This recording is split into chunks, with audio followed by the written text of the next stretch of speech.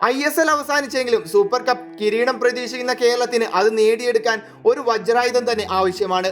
അങ്ങനെയാണ് കേരളം പുതിയ Spanish കോച്ചായ David കറ്റാലയിലെത്തുന്നത്.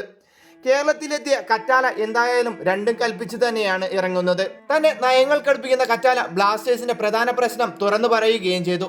പല മേഖലയിലും മെച്ചപ്പെടണം, ഗോളുകൾ നേടുക മാത്രമല്ല കുറച്ച് ഗോളുകൾ വഴങ്ങുക എന്നതും പ്രധാനമാണ്.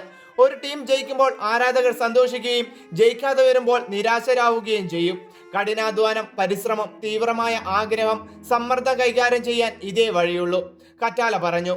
കേരളത്തിന്റെ പ്രതിരോധത്തിന്റെ പിഴവുകളെ കുറിച്ചും കോച്ച് പറഞ്ഞത് ഇങ്ങനെ: പ്രതിരോധ പിഴവുകൾ ഡിഫൻസിനെ മാത്രം കുറ്റപ്പെടുത്താൻ കഴിയില്ല, അത് ടീമിന്റെ മൊത്തം വീഴ്ചയാണ്. ഫസ്റ്റ് സ്ട്രൈക്കർ മുതൽ ഗോൾ കീപ്പർമാർ വരെ പ്രതിരോധത്തിൽ സംഘടിതമായി കളിക്കാൻ സാധിക്കണം. പുതിയ താരങ്ങളെ ടീമിൽ എത്തിക്കുന്നതിനെ കുറിച്ചും കറ്റാല പ്രതികരിച്ചു. സ്പോർട്ടിംഗ് ഡയറക്ടറായ കരോലീസുമായി ആശയവിനിമയം നടത്തുന്നുണ്ട്.